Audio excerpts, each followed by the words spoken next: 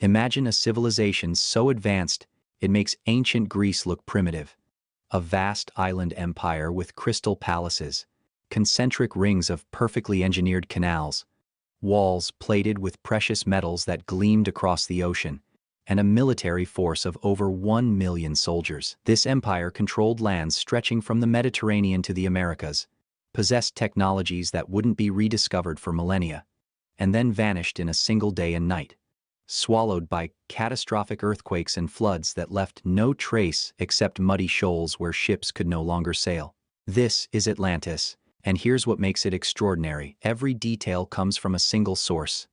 One man, writing in Athens around 360 BC, provided measurements precise to the foot, population figures exact to the thousand, architectural specifications detailed enough to build from, and a chronology placing these events 9,000 years before his time. Plato's account reads less like mythology and more like an archaeological report, which raises the question that has haunted scholars for 24 centuries. Was he recording history or crafting the most successful philosophical fiction ever written? The answer to that question has transformed repeatedly over 2 millennia, reflecting each era's anxieties, ambitions, and intellectual frameworks. Atlantis has been a cautionary tale about hubris, proof of catastrophism, evidence of global diffusionism, a vessel for racial theories, a theosophical teaching tool, and a pop culture phenomenon. But before it became any of these things, it was something very specific, a pointed critique of Athenian imperialism, wrapped in the guise of ancient history. In 360 BC, Athens was still reeling from its catastrophic defeat in the Peloponnesian War. The city that had led Greece against Persian invasion had transformed into an aggressive naval empire, ultimately overreaching in the disastrous Sicilian expedition of 415 BC. Plato, born into Athenian aristocracy around 428 BC, witnessed this transformation firsthand. His teacher Socrates had been executed in 399 BC partly for questioning the democratic mob mentality that drove Athenian policy. Into this context, Plato introduced Atlantis through 2 dialogues, the Timaeus and Critias. The framing device is brilliant. The character Critias claims the story came from his great-grandfather, who heard it from the legendary Athenian lawgiver Solon, who learned it from Egyptian priests during his travels around 590 BC. These priests supposedly possessed temple records spanning millennia, including accounts of a war between ancient Athens and Atlantis 9,000 years earlier, around 9,600 BC. Notice the layers of authority.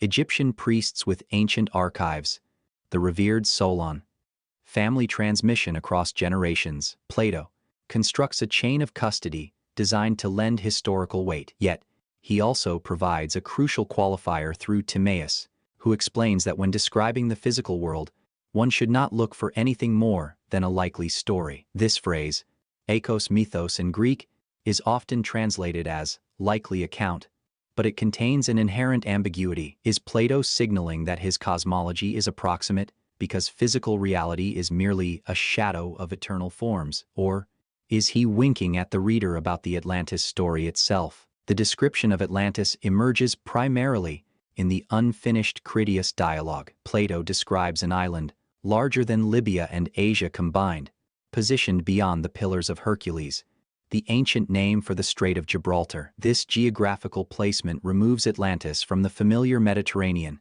while making it a credible threat to the civilizations Plato's audience knew. The island's physical layout exhibits geometric precision. The capital consisted of alternating rings of land and water, with the central island measuring approximately 50 stadia in diameter, roughly 5.7 miles. These concentric circles connected through tunnels large enough for ships to pass, creating a sophisticated harbor system. The outermost water ring served as a massive port capable of accommodating vast fleets.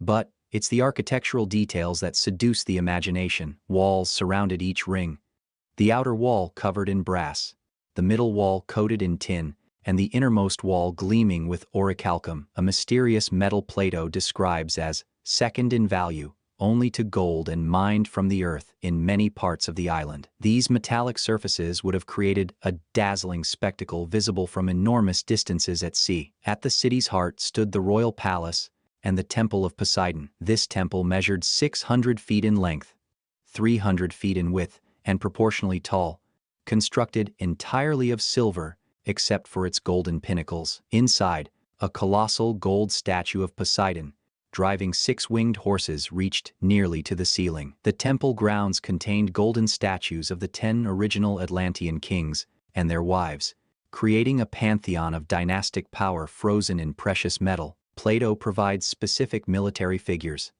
60,000 leaders of soldiers, 120,000 hoplites, 180,000 archers, 180,000 slingers, 300,000 stone shooters and javelin men, 240,000 horsemen, and 60,000 chariots. Naval forces included 1,200 ships, each carrying 200 men. These numbers suggest a total military force exceeding 1 million, supported by a civilian population in the tens of millions. The economic foundation rested on extraordinary natural abundance. The fertile plains produced 2 harvests annually, watered by winter rains and summer irrigation from an elaborate canal system. The main canal measured 300 feet wide, 100 feet deep, and 1,125 miles long, connecting the capital to the sea. Smaller channels created a grid pattern, facilitating both irrigation and transportation. But beneath this prosperity runs Plato's philosophical core. Initially, the Atlanteans embodied virtue and wisdom, their divine heritage from Poseidon manifesting in just governance and noble character. However, as generations passed and the divine element became diluted through intermarriage with mortals, their character deteriorated. They became consumed with material wealth, political ambition, and imperial expansion. This transformation represents Plato's central message. The early Atlanteans, like the ideal citizens of his republic, possessed the cardinal virtues: wisdom, courage, temperance, and justice. Later, Atlanteans exemplified the dangers of unchecked democracy and material excess that Plato observed in contemporary Athens. The Atlantis story served as a mirror, showing Athenians their own trajectory from the defenders of Greek freedom against Persia to an aggressive imperial power whose overreach led to defeat. The destruction came suddenly. Zeus, observing Atlantean moral corruption, called the gods to deliberate. The dialogue breaks off abruptly here, but the Timaeus provides the conclusion. Violent earthquakes and floods struck, and, in a single day and night of misfortune, Atlantis disappeared beneath the ocean, leaving impassable muddy shoals. Almost immediately, Plato's story encountered skepticism from the person who knew him best, Aristotle. The standard citation holds that Aristotle declared, "He who invented it also destroyed it," dismissing Atlantis as pure fiction. The reality is more complex. This quote emerges from later sources, particularly the geographer Strabo writing centuries after Aristotle's death, and represents a conflation of passages that may distort Aristotle's actual position. Yet, the critique itself carries enormous weight. Aristotle studied under Plato for 20 years at the Academy and possessed intimate knowledge of his teacher's methods. As the most systematic and empirically minded of Plato's students, Aristotle recognized the distinction between philosophical allegory and historical narrative. His rejection likely reflected not casual dismissal, but fundamental disagreement about the proper relationship between philosophical instruction and factual accuracy. The silence of other ancient sources proves equally damning. Herodotus, writing his Histories in the mid-5th century BC, demonstrated exhaustive curiosity about distant lands and ancient civilizations. His accounts encompass regions from Scythia to Ethiopia, incorporating local traditions and historical memories spanning centuries. Yet, nowhere does he mention anything resembling the Atlantis story, despite documented fascination with Egyptian wisdom and historical records. Similarly, Thucydides makes no reference to any ancient Athenian victory over a Western maritime empire in his meticulous History of the Peloponnesian War. Given Thucydides's attention to Athenian historical traditions and pride in documenting the city's achievements, This omission carries particular significance. His account of early Greek history includes various ancient conflicts that would have provided natural context for mentioning the Atlantis War, if such traditions existed. Strabo, writing during the early Roman Empire around the time of Augustus, provided systematic geographical critique. He possessed access to extensive Hellenistic literature, including works by explorers who had ventured beyond the Pillars of Hercules into the Atlantic. His dismissal of Atlantis carried the weight of comprehensive geographical knowledge. The assertion that Atlantis had been larger than Libya and Asia combined struck him as fundamentally incompatible with what explorers had discovered about the Atlantic's extent. Furthermore, Plato's claim about impassable muddy shoals contradicted contemporary navigators who had successfully sailed Atlantic waters. However, not all ancient thinkers rejected the account. Crantor of Soli, who studied under Plato's student Xenocrates in the early 3rd century BC, defended the historical authenticity. His commentary on the Timaeus, preserved in fragments through later Neoplatonic sources, argued that Plato based his narrative on genuine Egyptian records. Crantor claimed to have verified these records' existence during his own travels, though the specific nature of his evidence remains unclear. The rise of Neoplatonism during late antiquity marked a dramatic shift. Beginning with Plotinus in the 3rd century AD and reaching full development under Proclus in the 5th century, Neoplatonic philosophers approached Plato's works with a fundamentally different interpretive framework. They understood the dialogues as complex allegorical systems, encoding profound metaphysical truths, operating simultaneously on multiple levels of meaning. Proclus, writing his extensive commentary on the Timaeus around 440 AD, devoted considerable attention to defending both the historical accuracy and allegorical significance of Atlantis. According to Proclus, the surface narrative described actual historical events, while the deeper allegorical structure revealed truths about the cosmic order and the soul's relationship to material existence. The conflict between Athens and Atlantis represented the eternal struggle between intellectual and material principles within both the cosmos and the individual soul. The collapse of classical learning institutions across Western Europe during the 5th and 6th centuries created an intellectual vacuum that profoundly affected the transmission of Platonic texts. As barbarian invasions disrupted trade networks and urban centers, the elaborate manuscript copying operations that had sustained classical literature began to disintegrate. Monastic scriptoriums, while preserving essential Christian texts, operated with severely limited resources and necessarily selective copying priorities.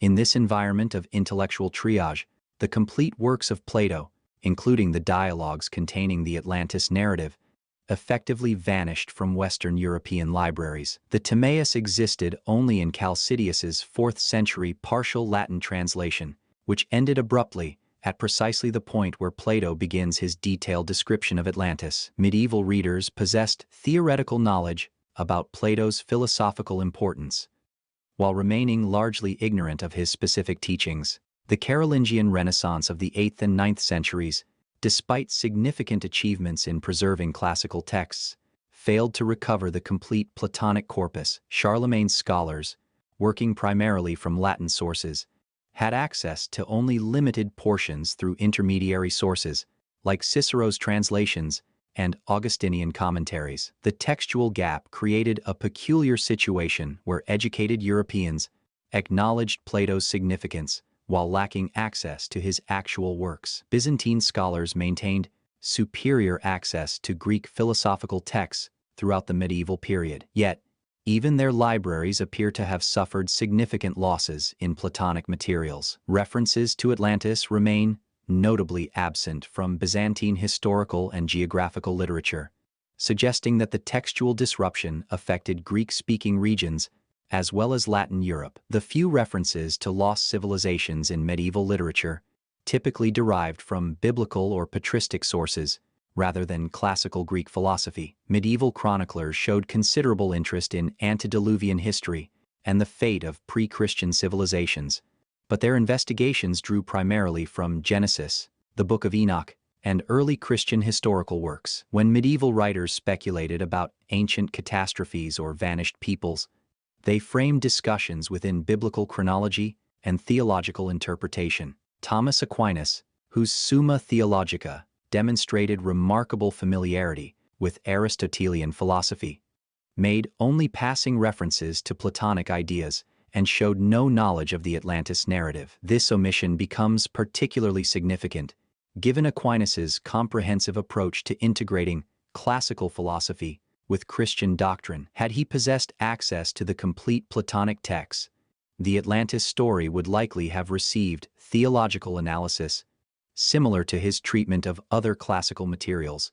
The fall of Constantinople in 1453 accelerated the recovery of classical Greek texts by forcing Greek scholars westward, carrying with them manuscript collections that had survived in Eastern libraries. Among these, recovered texts were complete versions of Plato's dialogues, including the Timaeus and Critias containing the full Atlantis narrative. Marsilio Ficino's monumental Latin translation of Plato's complete works, completed in Florence around 1484, marked the decisive moment in the Atlantis narrative's return to European consciousness. Working under the patronage of Cosimo de' Medici, Ficino approached his translation project with both scholarly rigor and philosophical enthusiasm that reflected the broader Renaissance engagement with classical antiquity. Ficino was no mere translator. As head of the Platonic Academy of Florence, he became one of the most influential philosophers of the Italian Renaissance, attempting to synthesize Platonic wisdom with Christian theology. His interpretive approach to Atlantis reflected deep commitment to Neoplatonic philosophy. Rather than viewing the story as either pure fiction or literal history, Ficino understood it as a complex allegorical framework, encoding profound truths about human nature and divine providence. The timing of Ficino's translation created an explosive convergence. In 1484, the complete Atlantis story became available in Europe for the first time in nearly a millennium. Just 8 years later, in 1492, Columbus crossed the Atlantic and encountered the Americas. This chronological coincidence proved crucial for subsequent interpretations, as European scholars suddenly possessed both access to Plato's complete account and contemporary evidence of previously unknown lands beyond the Atlantic. The Spanish conquest of the Aztec Empire provided particularly compelling material for Atlantis speculation. Hernán Cortés's letters describing Tenochtitlan's sophisticated urban planning, elaborate water management systems, and vast wealth immediately reminded educated Europeans of Plato's description of the Atlantean capital. The city's location on an island connected to the mainland by causeways, its complex system of canals and harbors, and impressive architectural achievements all seem to echo specific details from the Critias dialogue. Francisco López de Gómara's Historia General de las Indias, published in 1552, made explicit connections between newly discovered American civilizations and Plato's Atlantis narrative. He argued that advanced indigenous cultures encountered by Spanish conquistadors provided concrete evidence that sophisticated civilizations had indeed existed in the Atlantic region, lending credibility to Plato's account. His interpretation suggested that the Atlantis story preserved genuine historical memories of pre-Columbian American civilizations transmitted through Egyptian records. The geographical location of the Americas, relative to the Mediterranean world, also seemed to support Platonic accuracy. The positioning beyond the Strait of Gibraltar corresponded precisely to Plato's description of Atlantis lying beyond the Pillars of Hercules. The vast size of the American continent matched Plato's claim that Atlantis had been larger than Libya and Asia combined. The Atlantic Ocean's extent provided ample space for the additional territories Plato attributed to Atlantean control. Yet, careful scholars noted significant problems. The chronological difficulties posed by Plato's dating of Atlantis to approximately 9,500 BC created challenges for those attempting to connect the narrative with known American civilizations.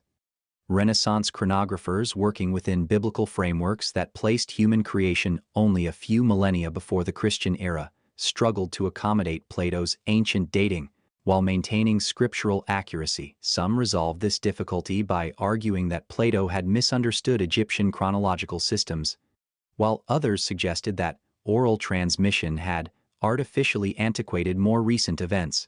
The intellectual ferment of the 17th and 18th centuries transformed European approaches to ancient texts with unprecedented rigor. The scientific revolution's emphasis on empirical observation and systematic methodology created new frameworks for evaluating historical narratives. Within this transformed intellectual landscape, the Atlantis narrative encountered both vigorous scholarly investigation and increasingly sophisticated criticism. The Swedish scholar Olof Rudbeck emerged as perhaps the most ambitious proponent of Atlantis theories during this period.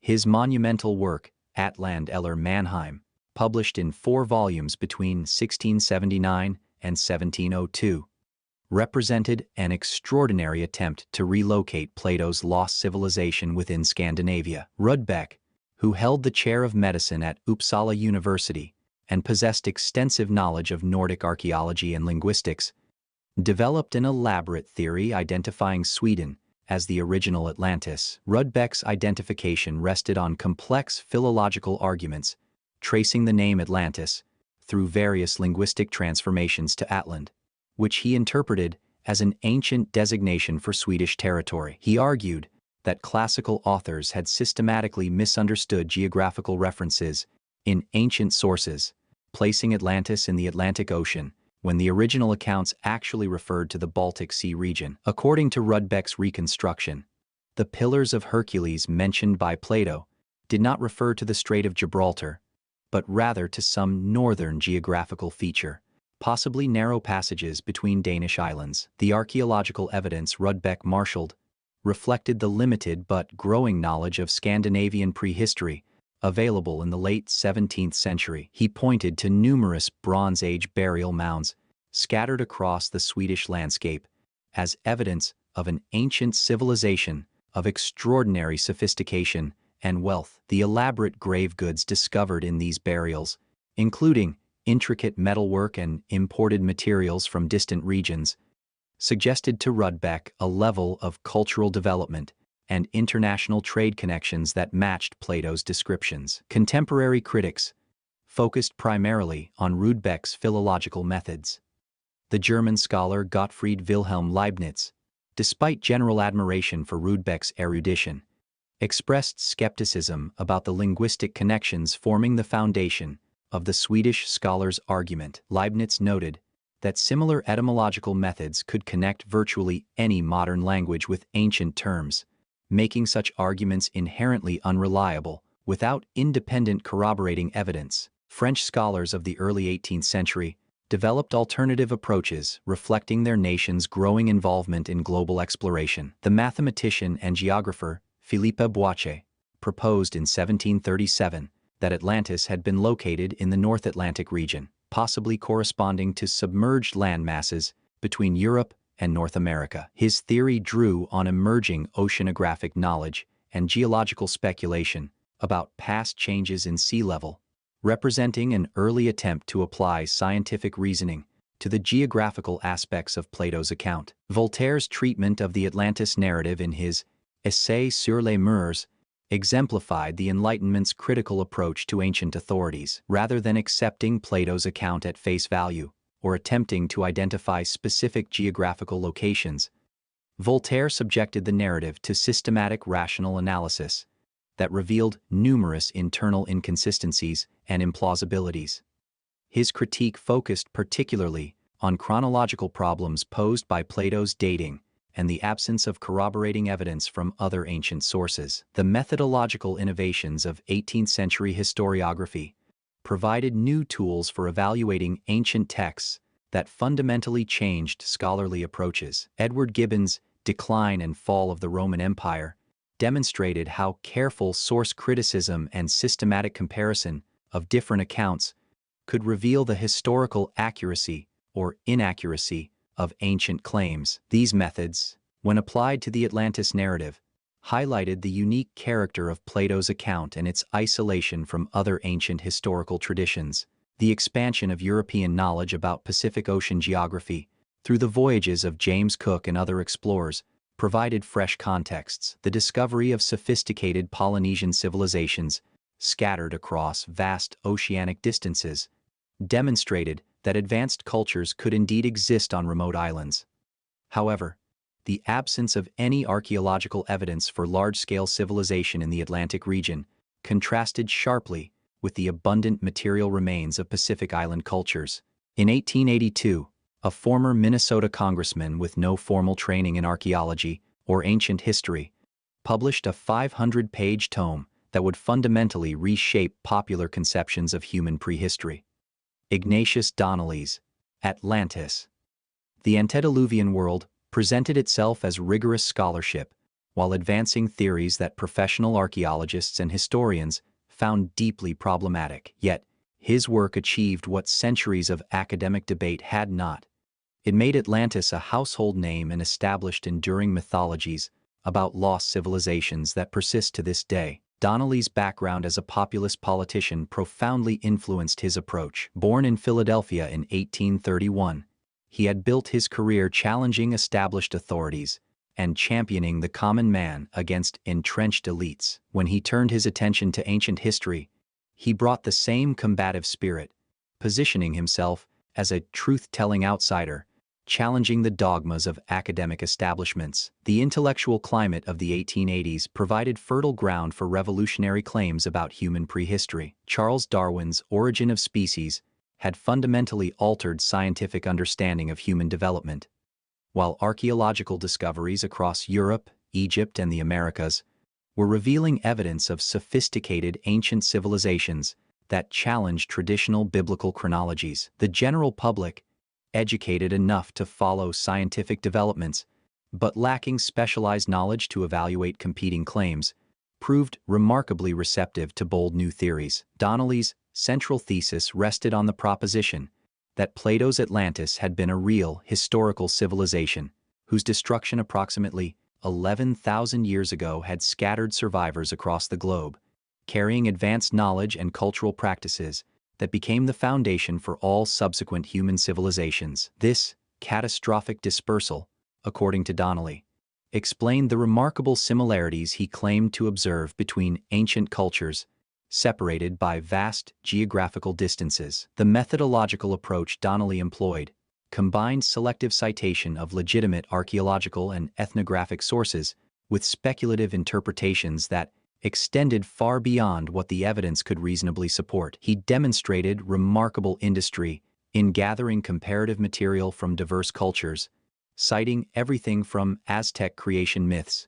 to Egyptian pyramid construction techniques to Celtic folklore. However, his analysis consistently emphasized superficial similarities while ignoring fundamental differences, and he showed little concern for the chronological contexts essential for establishing actual historical connections. Donnelly's treatment of flood myths provided a representative example of his methodology. He compiled extensive lists of flood narratives from cultures around the world, noting apparent similarities in their descriptions of worldwide catastrophes that destroyed earlier civilizations. From these parallels, he argued that all flood myths preserve distorted memories of the actual destruction of Atlantis, transmitted through oral traditions by scattered survivors. This interpretation allowed him to treat diverse mythological traditions as corroborating historical evidence while dismissing obvious differences as minor corruptions introduced during centuries of oral transmission. The linguistic evidence Donnelly marshaled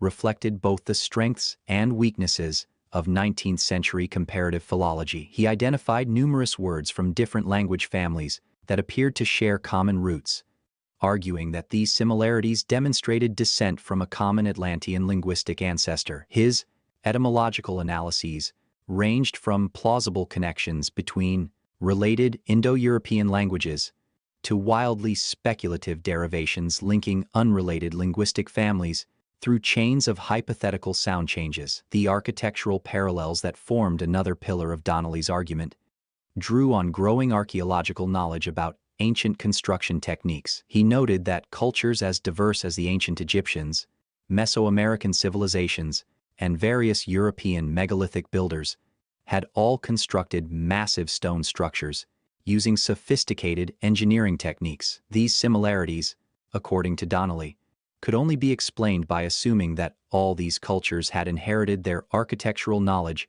from Atlantean colonists who had escaped the Great Catastrophe. The popular fascination with pyramid mysteries that his work helped establish would influence subsequent generations of alternative historians. His calculations of pyramid dimensions and astronomical alignments, while often mathematically accurate, extended into speculative interpretations about encoded ancient wisdom that went far beyond what the archaeological evidence could support. The impact of Donnelly's work on popular consciousness proved immediate and profound, transforming Atlantis from an obscure philosophical dialogue into a central reference point for discussions about human prehistory and lost civilizations. The book's commercial success was extraordinary for a work of scholarship, going through multiple editions and translations. Public lectures based on the book drew large audiences eager to hear about the dramatic revelations that promised to revolutionize understanding of human history. The Victorian context that made Donnelly's theories particularly appealing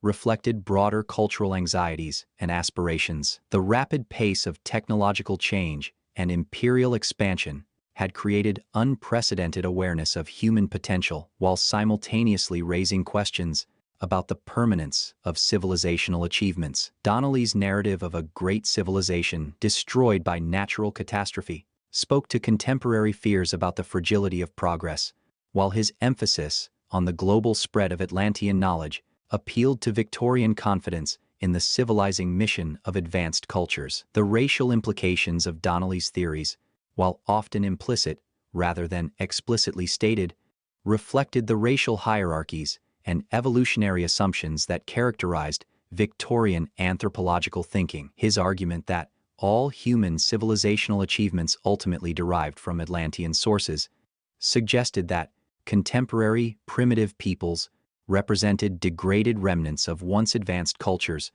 rather than examples of earlier evolutionary stages. Helena Petrovna Blavatsky's ambitious synthesis of Eastern philosophy, Western esotericism, and speculative anthropology in the 1880s elevated Atlantis from Donnelly's pseudo-archaeological construct into a cornerstone of modern occult doctrine. Her monumental work, The Secret Doctrine, published in 1888, transformed Atlantis from a lost civilization into a crucial stage in humanity's cosmic spiritual evolution. Blavatsky's approach to Atlantis differed fundamentally from Donnelly's archaeological methodology, drawing instead on claimed access to ancient wisdom preserved in Tibetan monasteries and transmitted through psychic revelation. She asserted that her teachings derived from the Akashic records, a cosmic repository of all human experience accessible through advanced spiritual development, and from direct communication with Mahatmas, ascended masters who guided human evolution from hidden retreats in the Himalayas. The doctrine of root races formed the theoretical foundation of Blavatsky's Atlantis teachings. According to Theosophical cosmology, humanity progressed through 7 distinct root races, each representing a different stage of physical and spiritual evolution, occurring over millions of years. The 4th root race, known as the Atlanteans, had inhabited Earth during a period when the planet's geography, climate, and spiritual conditions differed dramatically from contemporary circumstances. The Atlantean root race, as described in theosophical literature, encompassed several subraces that developed different characteristics over millions of years. Early Atlanteans were giants possessing natural psychic powers, direct communion with spiritual hierarchies, and technological capabilities that operated through spiritual rather than mechanical principles. Their civilization reached heights of material and spiritual achievement, surpassing anything known to recorded history, with cities of crystalline beauty, flying vehicles powered by spiritual energy, and social systems based on direct psychic communication. The decline and destruction of Atlantean civilization provided Blavatsky with a powerful illustration of the consequences of spiritual degeneracy and the misuse of occult knowledge. As the root race progressed through its evolutionary cycle, later generations gradually lost their natural spiritual abilities while retaining dangerous technological capabilities. The integration of spiritual and material power that had characterized early Atlantean civilization gave way to separation, with a priestly class hoarding occult knowledge, while political leaders pursued material ambitions divorced from spiritual wisdom. The practice of black magic emerged during Atlantis's declining period, as individuals and groups began using spiritual knowledge for selfish purposes rather than cosmic service. The same psychic abilities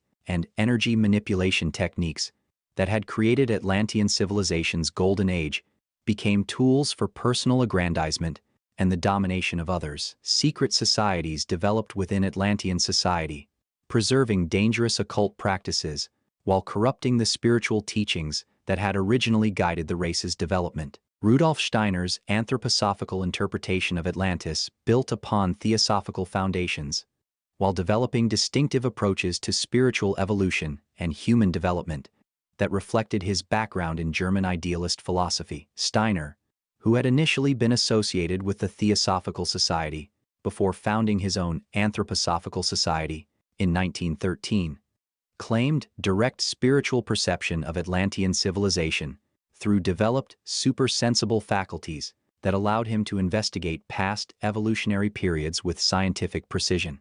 Edgar Cayce's psychic readings about Atlantis, delivered during trance states between 1923 and 1944, provided the most detailed and influential modern account of the lost civilization, while establishing interpretive frameworks that would dominate New Age approaches to ancient mysteries. Cayce, a photographer from Kentucky, with no formal education in history or archaeology, claimed to access information about past lives and historical events through psychic means while in an unconscious state. The Atlantean civilization described in Cayce's readings spanned a period from approximately 200,000 to 10,000 BC, encompassing multiple technological and spiritual developments that occurred over vast time periods. According to these psychic revelations, Atlantis had experienced three major periods of destruction caused by the misuse of advanced technology, with the final cataclysm around 10,500 BC completely submerging the continent beneath the Atlantic Ocean. The technology attributed to Atlantis in Cayce's readings centered on the use of crystals for generating and focusing various forms of energy that could power vehicles, provide illumination, and facilitate long-distance communication. The great crystal that served as the primary power source for Atlantean civilization was described as a massive stone capable of concentrating solar and cosmic energies for practical applications. The misuse of this crystal technology by later generations who turned it toward destructive purposes and personal aggrandizement ultimately caused the geological instabilities that led to the continent's destruction. The systematic application of modern scientific methodology to Atlantis claims began in earnest during the early 20th century, as professional archaeology established rigorous standards for evidence evaluation. The development of stratigraphic excavation techniques, radiocarbon dating methods, and comparative archaeological analysis provided tools for investigating ancient civilizations with unprecedented precision. The systematic survey of the Atlantic Ocean floor conducted by various oceanographic institutions during the second half of the 20th century produced detailed bathymetric maps that revealed the actual topography of the regions where Atlantis had been proposed to have existed. These surveys demonstrated that the Atlantic Ocean floor consisted primarily of abyssal plains lying at depths of 3,000 to 4,000 meters below sea level, with no evidence of recently submerged continental landmasses that could have supported large-scale civilization during the time period suggested by various Atlantis theories. The geological analysis of Atlantic Ocean sediment cores provided additional evidence against the existence of any large landmass in the Atlantic during the periods when Atlantis was supposed to have existed. The sediment layers revealed a consistent pattern of deep ocean deposition extending back millions of years, with no indication of the dramatic geological changes that would have been necessary to submerge a continent-sized landmass within the last 12,000 years. The absence of terrestrial sediments, pollen, or other indicators of nearby land surfaces in the deep Atlantic and contradicted claims about recently submerged civilizations. Investigation of the mid-Atlantic ridge system revealed the actual geological processes operating in the Atlantic Ocean, demonstrating that seafloor spreading occurring along this underwater mountain chain was gradually expanding the ocean, rather than submerging existing land masses. The volcanic islands associated with the mid-Atlantic ridge, including the Azores, Iceland, and various smaller island chains, represented recent geological formations created by volcanic activity, rather than remnants of submerged continents. The application of remote sensing technologies to the search for Atlantean ruins revealed both the capabilities and limitations of modern archaeological survey methods.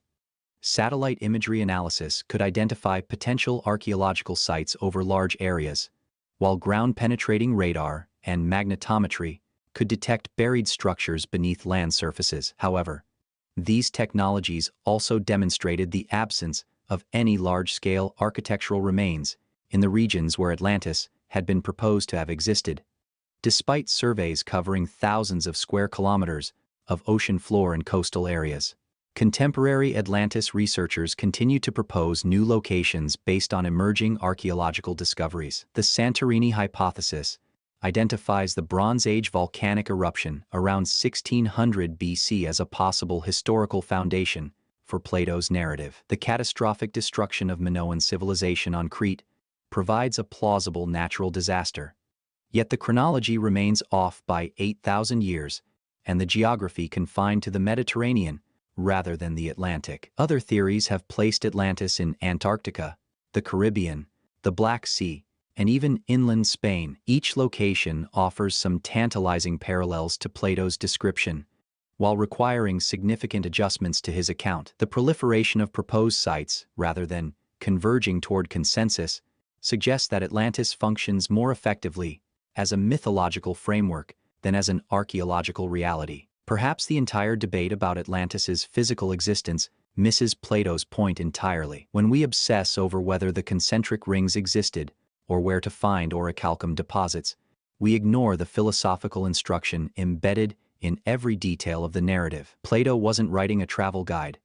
He was crafting a cautionary tale about the inevitable corruption of political systems when divorced from philosophical wisdom. The Atlantis story appears in dialogues fundamentally concerned with cosmology, the nature of the ideal state, and the relationship between eternal forms and imperfect material reality. The careful reader notices that ancient Athens, not Atlantis, represents the ideal in Plato's narrative. The primitive Athens of 9,000 years before possessed the virtue and wisdom that Atlantis lost. This Athens embodied the principles Plato advocated in the Republic: philosopher kings governing with wisdom, citizens fulfilling their proper roles according to nature and ability, a society oriented toward eternal truths rather than material accumulation. Atlantis, for all its technological marvels and architectural splendor, fell because it prioritized material power over spiritual wisdom. The divine heritage from Poseidon became diluted. The connection to eternal principles weakened, and the civilization turned toward imperial expansion and material excess. The specific details about military forces, agricultural production, and precious metals serve not as historical data, but as illustrations of how civilizations measure themselves by wrong standards. The timing of Plato's composition carries significance. Writing after Athens' defeat in the Peloponnesian War, after witnessing his city transform from defender of Greek freedom into an aggressive naval empire, Plato held up a mirror. The Athenian maritime empire, with its subject territories paying tribute, magnificent public buildings funded by imperial wealth, and gradual erosion of traditional values, looked suspiciously like Atlantis before its fall. The destruction by earthquake and flood represents not divine punishment, but natural consequence. When civilizations build on foundations of hubris and material greed, rather than wisdom and virtue, collapse becomes inevitable. The suddenness of Atlantis's disappearance emphasizes the fragility of achievements built on corrupt principles. This interpretation explains why Plato provided such precise details. The measurements, populations, and architectural specifications don't aim for historical accuracy, but for psychological realism. The numbers feel specific enough to seem credible, detailed enough to fire the imagination, yet carefully positioned beyond verification. By placing events 9,000 years in the past and in remote geographical locations. The philosophical truth transcends historical fact. Whether or not a civilization called Atlantis existed in the Atlantic Ocean 9,000 years before Plato matters less than the eternal patterns the story illustrates. Every civilization faces the temptation to prioritize power over wisdom, material success over moral development, imperial expansion over just governance. Every civilization that succumbs to these temptations sows the seeds of its own destruction. This universality explains Atlantis's enduring appeal. Each era recognizes its own anxieties in the story. Victorians saw industrial civilization's potential collapse. Cold War Americans saw nuclear annihilation. Contemporary readers see climate catastrophe and environmental destruction. The story adapts because it addresses timeless human tendencies rather than specific historical circumstances. So, where does this leave us? 2,400 years after Plato wrote the Timaeus and Critias, we possess no archaeological evidence for Atlantis, no corroborating ancient sources, and strong geological evidence against any large Atlantic landmass sinking in the proposed time frame. The scientific consensus is clear. As a historical civilization, Atlantis almost certainly never existed. Yet the story refuses to die. It persists not despite the evidence, but because of what it offers that evidence cannot provide: meaning, wonder, and warning. Atlantis has become what anthropologists call a living myth, a narrative that evolves with each retelling, while maintaining core elements that speak to fundamental human concerns. The transformation from Plato's philosophical allegory through Victorian pseudoarchaeology to modern pop culture phenomenon reveals as much about human psychology as about ancient history. We want there to have been Atlantis. We need the possibility of lost wisdom, advanced ancient civilizations, and knowledge that transcends our own. These desires tell us something important about our relationship to progress, our anxieties about the future, and our hunger for meaning in an increasingly complex world. Perhaps Plato understood this better than anyone. By creating a story that operates simultaneously as philosophy and possible history, as moral instruction and adventure narrative, he crafted something more enduring than any archaeological site could be. Atlantis exists where all the most powerful ideas exist, in the realm of human imagination, where truth and fiction merge into something more potent than either alone. The greatest mystery of Atlantis isn't where it was located or whether it existed. The mystery is why we still care, why we keep searching, why each generation reinvents the story to address its own concerns. In seeking Atlantis, we seek ourselves, our potential, our fears about what we might become if we follow the path of material power, divorced from wisdom. And that search, that eternal question about who we are and who we might be, matters more than any buried city ever could. If you enjoyed this journey through one of history's most enduring mysteries, hit that like button and subscribe for more deep dives into the stories that have shaped human imagination across the centuries. The myths we tell ourselves reveal truths no archaeological dig can uncover.